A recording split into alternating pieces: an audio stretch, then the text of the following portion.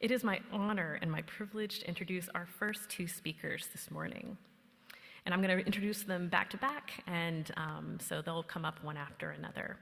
But first up will be Sarah Beach, who is a master's candidate in furniture conservation at the Winter University of Delaware program in art conservation. For the past year, Sarah has been at the Biltmore Estate doing work in their conservation labs and is actually leaving immediately after her presentation because she's hopping on a jet to London, where she's going to do the Addingham Summer School. So I don't know if anyone's ever been crazy enough or smart enough to do these back-to-back, but this is a similarly intense multi-week program, and so we wish her all the best on this new adventure that she's about to undertake. After, Sarah's lecture today will be Matters of the Heart, Devotion Explored Through a Rock Crystal Pendant. After Sarah, we will have Dr. Katherine Gregory, Visiting Assistant Professor at Wake Forest University in the Department of American Art. Dr. Gregory will give her lecture on Life in the Shadows, Time, Control, and Slavery in a 1709 sundial. Sarah?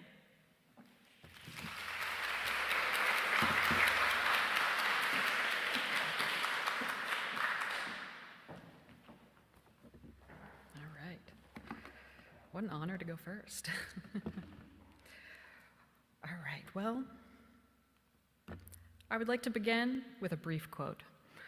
It really is pretty and most unusual looking. This statement, given by one of the many family stewards of this rock crystal pendant, captures the beauty, wonder, and spectacle one feels when first gazing upon my Summer Institute project. Likely crafted over 300 years ago by skilled London craftspeople, it's no surprise that such an extraordinary piece of jewelry has survived the test of time. What is surprising, however, is how this very English pendant found meaning in the Chesapeake region.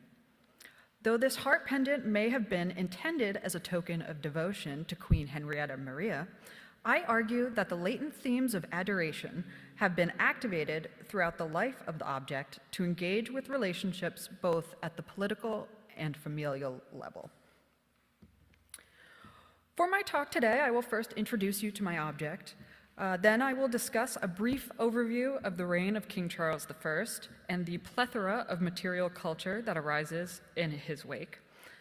Next, I will touch on recurring themes in sentimental jewelry of the period, and finally connect it all to a Virginia family from the 17th through the 20th century.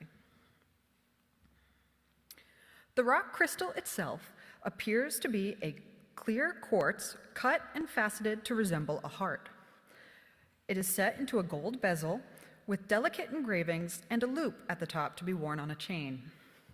The central window of the crystal portrays the enameled profile of a woman with two putti holding a crown over her head.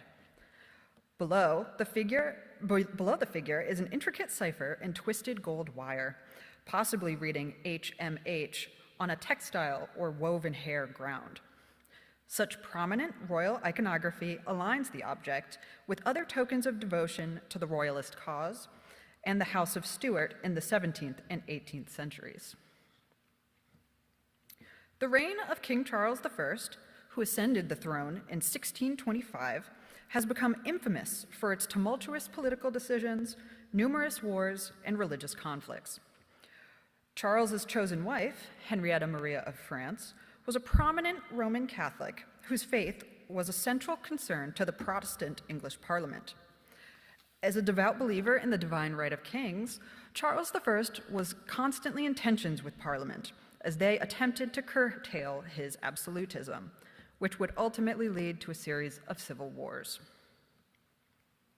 Both monarchs' reputations with their subjects worsened through the publication of a series of Charles's private correspondences apprehended during one such battle. Published as The King's Cabinet Opened in 1645, this document revealed the Queen's heavy involvement in the political workings of the crown. Such a role was generally received as an overstep of her position and a failing of the king's. The civil wars would conclude with the capture and, found to be guilty of high treason, beheading of Charles I on January 30th, 1649. Henrietta Maria had fled to France with their infant daughter several years earlier, but upon her husband's death became severed from her English title and assets. Public reaction to such a dramatic conclusion was captured through many print sources of the period. Some depictions are a bit gruesome, like this engraving by Peter Hubrix, with blood actively spurting from the king's freshly decapitated body. Other depictions solidify Charles I's place as a martyr for the royalist cause, here shown being bathed in holy beams of light with an angel descending and offering a crown. By the time the news of Charles's trial reached across the Atlantic to the American colonies, his beheading had already been carried out. Virginia was one of only a handful of British colonies to show blatant support for the crown throughout the Civil Wars, and was perhaps the most resolute. The Grand Assembly at Jamestown in October of 1649 passed acts denouncing the regicide and declaring any doubt of His Majesty's authority to be an act of high treason. This came after legislation was passed to more strongly regulate practices of the Church of England within the colony, as Royalism and Anglicanism were seen as coinciding ideologies. Governor William Berkeley, pictured here, strongly championed the crown from which he was appointed. He gave a passionate speech to the Assembly in 1651, stating in closing, "By the grace of God, we will not so tamely part with our king and all these blessings we enjoy under him. And if they oppose us, do but follow me. I will either lead you to victory or lose a life which I cannot more gloriously sacrifice than for my loyalty and your security." His devotion to the monarchy was so well known that Virginia became a sort of safe haven for ostracized royalists, especially after the king's beheading. No doubt that such migrants brought with them the material goods that represented their convictions, especially those as small and precious as the Mesda rock pendant. Prior to the regicide, Queen Henrietta Maria had already been distributing pledges to those who had given the crown crucial support, rewarding financial acts of loyalty that could supposedly be cashed in at a later date. The reverence for the fallen king manifested as a surge in jewelry honoring Charles I and reaffirming his followers' commitment to the English crown. Rings featuring a miniature portrait of the king on a blue or green ground seem to be an especially popular form. In these, the fallen king gazes directly at his devotee. In other examples, his eyes drift upward to the heavens as a reminder of his martyrdom. In the coming years, such portraits of Charles I would be featured alongside those of his heir, Charles II, which was a way to support the perpetuity of the House of Stuart into the future. This particularly fine example from the British Museum even includes a depiction of Henrietta Maria seen at the far right. The great number of surviving rings, pendants, buttons, and medals with royalist imagery suggests the ways in which people actively participated in the reverence of the monarchy. All of these adornments could have been worn on the body. They're small enough to be easily obscured when necessary and require a relative proximity to properly observe. The closeness of both the wearer and the viewer of these objects forged a certain direct adoration and intimacy with the devoted represented by the object. Such love, argues scholar Brendan McConville, was crucial to binding together the far reaches of the British Empire and giving the perception of unity. Perhaps the first beholder of the rock crystal pendant was meant to gaze upon the woman and admire the plight of Queen Henrietta Maria as a monarch during such unprecedented political turmoil. The design of these royalist objects, intended as devotional to the monarchy, would irrevocably influence the greater consumer market for interpersonal mourning jewelry in England and the Atlantic world. The earliest forms of mourning jewelry were simply pre-existing personal effects that took on a new meaning through the act of bequeathment, which has arguably been practiced since ancient times. One early London will from 1434 includes the instructions for the bequeathment of 2 rings, One inscribed with the solemn phrase, sans departir, meaning without leaving, inherently would have been a mourning object. The second, quote, ring of gold with a crucifix above, end quote, was not necessarily intended to be a memorial token upon inception, but transforms meaning through its bequeathing. We know from the written record that in the 16th century, instructions for the manufacture and distribution of custom rings at funerary services were sometimes included in wills. Few of these pre-1650 examples survive, possibly due to their loss during the instability of the English Civil Wars. The 17th century also saw the rise of what is often classified as memento mori jewelry. Surviving objects vary in complexity and material, but typically include an inscription that reminds the wearer of the omnipresence of Christ and inevitability of one's demise. Skulls, often called in period dead man's heads, were another common motif alongside skeletons and coffins. Jewelry intended for use as a memorial object overlaps significantly with objects of love, courtship, and marriage. Both categories address the, quote, social and psychic management of absence, end quote, be it from death, imprisonment, or temporary separation by other means. Posy rings are a good example of this dichotomy, including sayings that touch upon the fleeting nature of life and the enduring power of love. Inscriptions such as, thine most sure till death, or until the end, reaffirm that the commitment of courtship transcends time itself. Some tokens of royalist devotion encapsulate actual personal effects of the king. This very elaborate pendant in the collection of the National Museums of Scotland includes locks of hair and fragments of the blood-stained clothing Charles wore during his execution. The inclusion of hair in sentimental jewelry is of particular note. From the angle of practicality, hair is a hardy, keratinaceous material that resists deterioration better than many other organic materials. This quality allowed for individuals to actively manipulate the hair, the action attempting to develop a sense of intimacy, even when physically distant. Being able to sensorially engage with a physical remnant of an absent individual through touch brought about memories that would further strengthen the relationship, making hair a popular choice in this type of jewelry. When captured under glass or crystal, the hair still engages with the wearer through proximity, especially so when worn facing the wearer.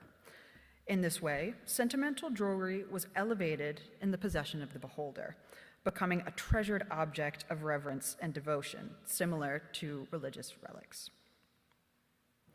In exploring the complex similarities between familial and political 17th and 18th century sentimental jewelry, one can better understand how this particular rock crystal pendant may straddle both categories, especially once one compares its initial intended use to that of the family from which the object was gifted to the museum. In this crucial piece of family correspondence, the writer, Elizabeth Terry, outlines what she can of the genealogical journey of the pendant, noting it was first gifted to her ancestor, Henrietta Maria Hardiman. Further genealogical research revealed that Queen Henrietta Maria is the namesake of several women in this long lineage, including Hardiman's mother. Such a pattern is in direct conversation with the rock crystal pendant that depicts Queen Henrietta Maria and suggests that the family's reverence to the crown was directed more pointedly toward the queen. It's entirely possible and even likely that Henrietta Maria Hardiman never laid eyes on the queen that she so devoted. Queen Henrietta Maria would never visit the North American colonies, and the long journey for Hardiman to get to England would have been especially risky during the Civil Wars and its associated political turmoil. And yet, the family would continue its devotion to the queen through naming traditions and stewardship of this relic made in her image.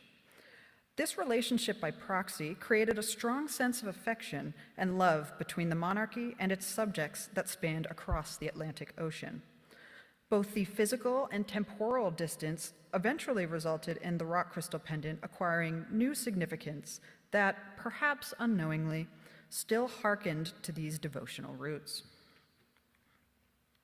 This is the wedding announcement of Nancy Guy Terry to William T. Watkins in 1902, 6 generations after Henrietta Maria Hardeman. Entitled Pretty Boyden Wedding, it describes the wedding's location, attendees, and details of the bridal ensemble. It reads in part, quote, "The bride wore an old and rare ornament handed down in her family for generations, a crystal heart, embedded in the center of which was the coat of arms and miniature of one of her ancestors, Henrietta Maria Herdman, the granddaughter of Charles I of France." Now, I have been unable to substantiate any relation to this Charles I of France, who certainly cannot be referring to the 13th century King of Sicily, but there is no doubt that the described heirloom is the very heart crystal pendant now in Mezda's collection. In further exploring this family lineage, I've revealed 2 more mentions of the pendant in the 20th century. Next was in the wedding announcement of Elizabeth Anderson Terry, the author of the original letter and sister to Nancy Guy Terry. She weds Richard Boyd, Jr. in 1920. This description of the pendant is much more reserved, noted as simply a locket which belonged to her 7th grandmother, Henrietta Maria Hardeman. The final and most recent mention of the pendant I have uncovered is a 3rd wedding announcement, this time for Nancy Guy Terry's daughter, Mary Terry Watkins. The description reads nearly identical to that of her mother's announcement, even down to the misspelling of Hardeman.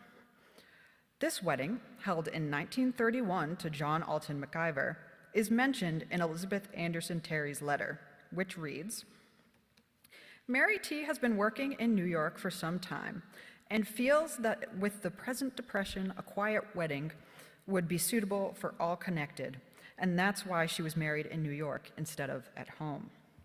Perhaps Elizabeth, as the most recent matrilineal steward of the pendant, is discussing the object in part due to its recent transferal to the next generation for Mary's marriage ceremony.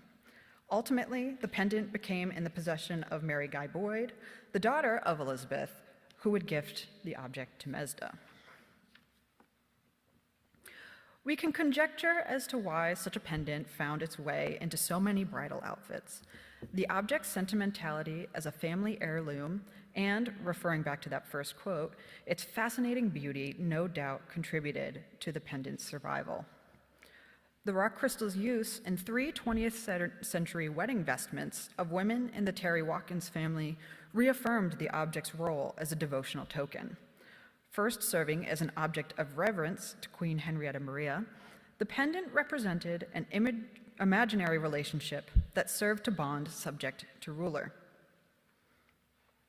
Such one-sided devotion is perhaps not dissimilar to society's modern fascination with the monarchy, the royal family's status as celebrity, and the expression of fandom through material objects. Similar to the pendant, perhaps this Princess Diana Beanie Baby will someday evolve to represent a more tangible, but nonetheless equally devoted relationship. Many thanks to the wonderful Summer Institute staff from Mezda, Old Salem, and Wake Forest, who helped me develop my genealogical research and object interpretation skills. And thank you to my graduate program through Winterthur and the University of Delaware for encouraging me to take part in this excellent opportunity. Thank you.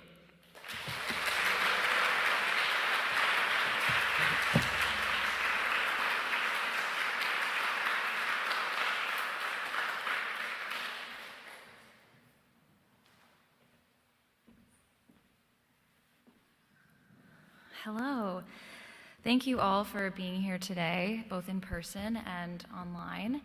I am, as Leah said, a visiting assistant professor of art history at Wake Forest, and normally in my research, I study 19th century American landscape painting. So when I arrived at Mezda this summer and pulled a brass English sundial out of the hat. I was a little bit terrified, but over the course of this month, I've learned so much about material culture and decorative arts, and have ultimately been able to connect this object with a field that is the most primary thrust of my scholarship, the history of American slavery as reflected through art production in the 18th and 19th centuries.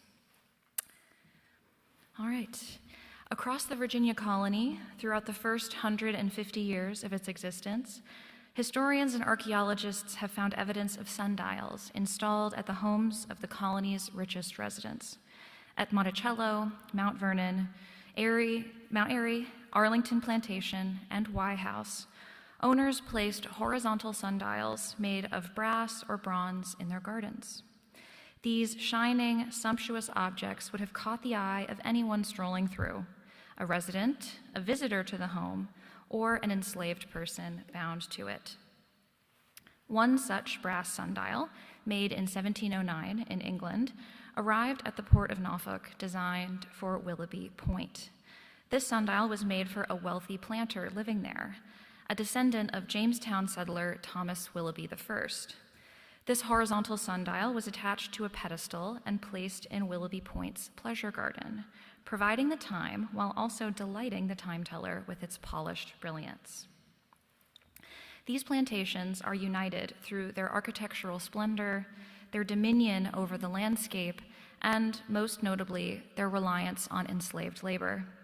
In each of these estates, time was a valuable commodity.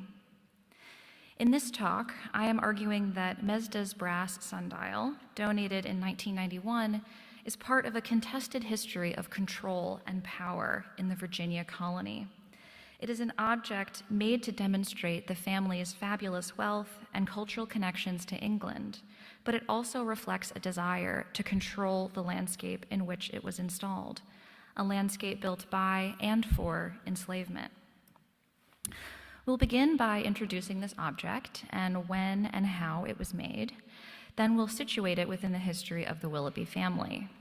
We will then compare this sundial with those on the plantations that I named above, and I conclude by discussing the political landscape of Norfolk in the early 18th century.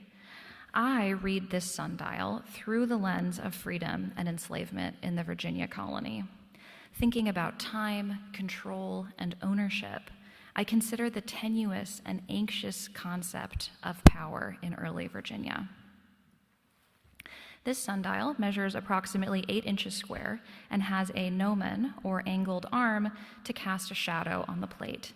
The gnomon stands about 3¼ inches high and is visibly broken.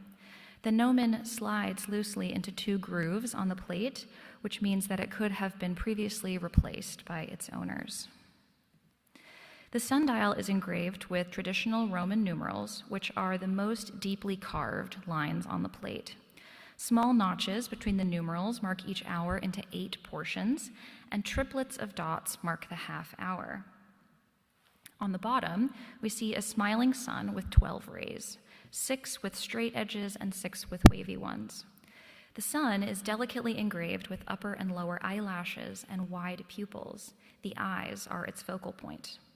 Below, we see an inscription reading Vita Umbra, which roughly translates to life in the shadows, or life is a shadow. Also carved into the plate, we see latitude 37, which is the location for which this sundial was calibrated, and the initials IW or MI.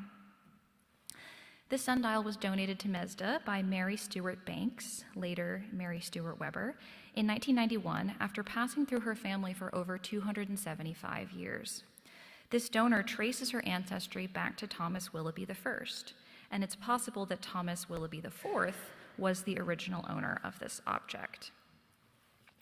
The modern or non-ancient sundial can be dated to the Italian Renaissance. Astronomers Giovanni Padovani and Giuseppe Biancani wrote illustrated manuals with formulas to make, quote, perfect sundials. One of the most famous and complicated sundials was made in 1520 for Cardinal Wolsey, head of the English Church under King Henry VIII, temporarily. It was engraved with tiny cardinal hats near the base of the polyhedral dial, which I love. However, in 1709, when Mesda's sundial was made, sundials were seen as charmingly anachronistic, outdated. After Robert Hooke invented the anchor escapement in 1658, the diagram at right, this was a more precise way to power the interior movement of a clock. After this, pocket watches and case clocks became the most accurate ways to tell time. Sundials were dependent on the weather, and horizontal dials, such as Mesda's, could only function in one place. At any other latitude, it would fail. Pocket sundials needed to be redialed at each new location, which required advanced math and navigational skills. So, when the Willoughby family ordered this sundial and installed it in their Virginia home, this object was nostalgic. It harkened back to a simpler time and also connects the Willoughbys to Mother England. Their home, their gardens, their furniture, their clothes, and their collectibles were all modeled on English precedents. English manor homes often had sundials in their pleasure gardens, which we see in this image from the British Museum on the right. The Latin inscription on the sundial also calls back to the past, a dead language that only the wealthiest people were trained to read. So while this object could tell time, its most important function was to show its owners delight in their elite education and their ability to buy expensive and anachronistic objects. The plate for this sundial likely originated in Bristol or Birmingham, where England's brass industry was concentrated, but it would have been calibrated and engraved by a metalsmith who specialized in timekeeping objects, measuring devices, or navigational tools. This second craftsman would have been in a major urban center like London or Liverpool. Custom calibrated for a latitude of 37 degrees, this aligns with Cape Henry and Norfolk, cities at the mouth of the Chesapeake Bay. Brass sundials were not made in the colonies until around 1800. Virginia sundial maker Goldsmith Chanley began working in Winchester around 1780, and Mesda has one of Chanley's fabulous molds for his sundials. Although sundials were imprecise and a little bit tricky to orient, they were important tools for colonists. They were on the move, away from their homeland, and most importantly, attempting to impose order and control over the land they were striving to possess. We have examples of pocket sundials made for European colonial merchants and magistrates to carry through the New World. A Spanish sundial from 1699 was made of silver mined in the colonies, sent back to Spain to be turned into a sundial, and then sailed again to the colonies for use. The inscriptions on the case list mining, textile, and agricultural centers for the user to oversee a labor force of enslaved Native Americans and some Africans. The primary mission of colonial administrators and merchants like the Willoughbys was that of control, controlling the indigenous people in these lands, controlling the import and export of raw materials and finished goods, controlling enslaved labor, and controlling how the land itself was reshaped and improved according to Anglo-European models. Controlling time itself was imperative to these missions. The Willoughby's sundial, along with their English pleasure garden at Willoughby Point, tamed the chaos of the wild and unknown Americas. The sundial, rooted in one place, anchored their land in an Anglo-European conception of space-time. Placing a sundial in a garden was part of an aesthetic of land improvement, cultivating the landscape to produce valuable crops, but also cultivating it in the sense of imposing a genteel and meaningful order on this space. As Jennifer Van Horn, who we luckily heard from this summer, writes in her book, The Power of Objects in 18th Century British America, quote, "The colonists' network of things were more than a simple veneer of purchases that communicated politeness. Assemblages erected barriers that provided a means of distinguishing between us and them, and of combating those who failed to join the emerging cultural commonwealth." As a colonial city, Norfolk was home to an extraordinary amount of concentrated wealth, dominated by merchants who specialized in importing goods to the Chesapeake region and exporting raw materials to England. Thomas Willoughby I arrived in Norfolk in 1610 at around age 8 or 9 and was one of the city's wealthiest merchants as an adult. His father had built up a substantial fortune through the sugar and slave trades in Barbados. Thomas I was a justice of Elizabeth City, a member of the House of Burgesses, and a member of the city council. The Willoughby family made their money from trading tobacco, sugar, and enslaved Africans. Thus, their lineage continues with more money, more Thomases, and more trade of enslaved individuals. Thomas Willoughby II was a lieutenant colonel and had one son. Thomas III married Margaret Herbert, and they had 3 children. Thomas IV, one daughter whose first name does not survive in the record, and another daughter named Sarah, who died unmarried in 1740.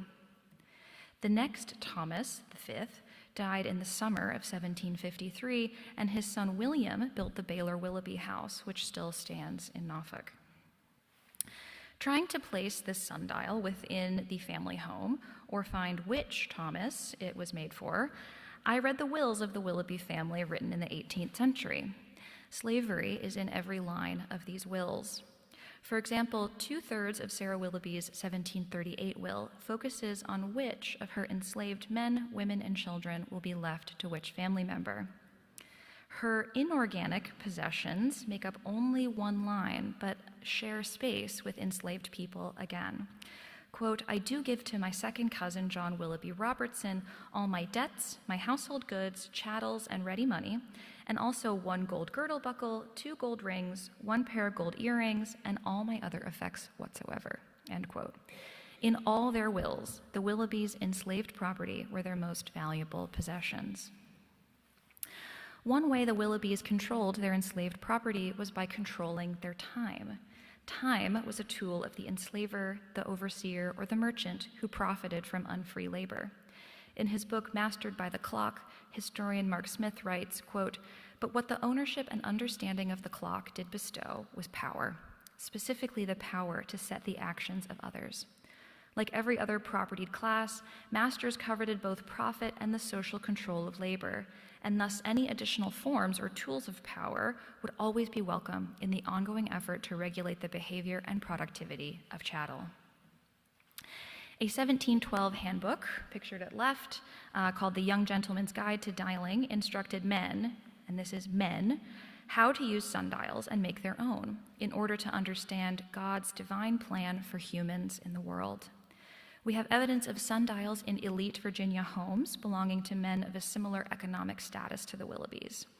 York County probate inventories of Cope Doyley, Dr. Henry Andrews, Reverend Francis McKimmey, and Alexander Purdy all include sundials. McKimmey's probate inventory is especially interesting because it was contested for about a year after his death. His inventory includes at least 32 enslaved men, women, and children. This will was being contested because the, quote, values of these people was being challenged by the heirs. So timekeeping devices were appraised and valued similarly to human property. The top 1% of the top 1% in Virginia also owned sundials. An excavation by the Virginia Historic Landmarks Commission on the Governor's Land Archaeological District in Jamestown uncovered a brass sundial in a late 17th century domestic trash pit. This find spot also included German stoneware and Iberian maiolica, both extremely valuable imported ceramics that demonstrate the family's purchasing power. John Custis IV was a tobacco planter and plantation owner in Williamsburg, and the first father-in-law of Martha Dandridge, who later became Martha Washington through her second marriage to George. Custis was famed for his sumptuous gardens at Arlington Plantation, planted and tended by enslaved gardeners in the early 18th century. He boasted in 1737, quote, I have a garden inferior to few, if any, in Virginia, end quote. According to recent excavations, Custis's Baroque pleasure garden featured statues, gravel walks, topiaries, orchards, vegetable plots, and arbors. It also likely included a sundial installed on a wooden post that was later replaced by a tree. The Taylor family built their Mount Airy plantation near Richmond between 1754 and 58. The interior of this 5-part Neo-Palladian home burned in 1844, but the facade and garden survived, including a sundial on a stone podium. Y House in Maryland, which is most famously the place where Frederick Douglass was enslaved in childhood, also has a brass or bronze sundial encircled by carefully designed English landscape. Finally, 2 former presidents also had sundials in their gardens. Although these estates post-date Willoughby Point, they are all Chesapeake area plantations powered by slavery. George Washington placed a brass sundial on a wooden post outside his Mount Vernon plantation. This octagonal sundial was also likely imported from England and is unsigned with a maker's mark, like Mesda's object. Thomas Jefferson designed a sundial for the North Terrace at his Monticello plantation around 1809. He designed this spherical sundial, the first of its kind in North America, after receiving a gift from famed architect Benjamin Henry Latrobe. In 1809, Latrobe gave Jefferson a model of the Senate wing of the U.S. Capitol and suggested it could be used as a base for a sundial. Fanatic about time, Jefferson was obsessed with keeping the exact time at his plantation. He boasted that over a 50-year period, quote, "But whether I retire to bed early or late, I rise with the sun as soon as I can read the hands of the clock," end quote. According to Karl Marx, the timekeeping device takes on added significance in the capitalist or slave-based economy, becoming a fetishistic object bound up with commanding power. On a plantation, time meant something different to the people inside and outside the mansion. On the facade of Monticello, which we see at right, Jefferson installed a rudimentary clock that showed only the hour, while inside the grand entrance hall, which we see on the left, a minutely calibrated clock ticked away each second, giving a much more precise understanding of time to the people permitted inside. To the laborers outside, they worked until they were told to stop. However, enslaved people resisted these efforts however they could, wasting time, breaking equipment, and doing work for themselves, profound gestures of control over their own time in inhumane conditions. Time was extremely local in the 18th century. Standardized time did not emerge until the Industrial Revolution with the need of coordinated train schedules. So, in the 18th century, time was something that meant the most to those in the immediate vicinity of the clock. While Virginia gardens were designed by white architects, the people responsible for tending them were enslaved. Human-built systems on the landscape, gardens, streets, buildings, maps, are forms of ideology. They impose an arbitrary social order on the land itself to make this social order feel inevitable. It is ironic and cruel that the people manicuring and keeping up these spaces were enslaved, forced to perpetuate the aesthetics of a landscape that dehumanized them. The Virginia oligarchy, however, was fragile, especially as the slave economy grew over the 18th century. Captive Africans were first brought to the English colonies in 1619, and by 1700, enslaved African-descended people made up 80% of Virginia's workforce, effectively replacing white indentured servitude. In the Willoughby household, at least 3 out of 4 of their staff would have been enslaved. The same year the sundial was made, Norfolk planters uncovered an attempted uprising. A 1709 letter from Thomas Holt to Council President Edmund Jennings of Surrey County described, quote, "Several Negro and Indian slaves concerned in a late dangerous conspiracy formed and carried on by great numbers of ye said Negroes and Indian slaves for making their escape by force from ye service of their masters and for ye destroying and cutting off of her majesties," end quote. Likely inspired by earlier attempted uprisings such as Bacon's Rebellion, this letter demonstrates the instability of slavery in the Virginia colony. It was a fragile system being threatened by the enslaved people and their indigenous comrades who were united against the British. Thinking with this rebellion, we can relate the sundial to the shimmering promise of power, control, orderliness, and the ways that these break down in the face of rebellion. The Latin inscription might also translate to "life is fleeting," a memento mori intended to encourage reflection, drive a person to question how they were living their life. It is a threatening and grave indictment when we consider the extreme proliferation of slavery in the Willoughby household, in the city, and in this colony. An edict that time is not your own, your life is not your own. However, if we interpret this motto as, quote, life in the shadows, we might read this sundial as unintentionally conversant with the rebellions and revolts of enslaved people throughout early American history. To conclude, this sundial, as a timekeeping device, was a luxury object in more ways than one. In a landscape of enslavement and extreme material wealth, time was a luxury good that reflected the colonists' desired control over their world. And yet, although the colonists tried to completely subdue the enslaved laborers who generated and constituted their material wealth, these attempts were never completely successful. Enslaved people always resisted these efforts. Reading early Southern decorative arts demands not only looking at the polished surface of an object, but the dark underside, considering how these objects were part of life in the shadows. As more researchers prioritize the study of enslaved laborers working at historic plantations as craftsmen, agricultural workers, or even artists, we can also reconsider the shimmering, shining object. Flip it over to examine the desires and anxieties of its elite owner. There is always more to be explored in the shadows.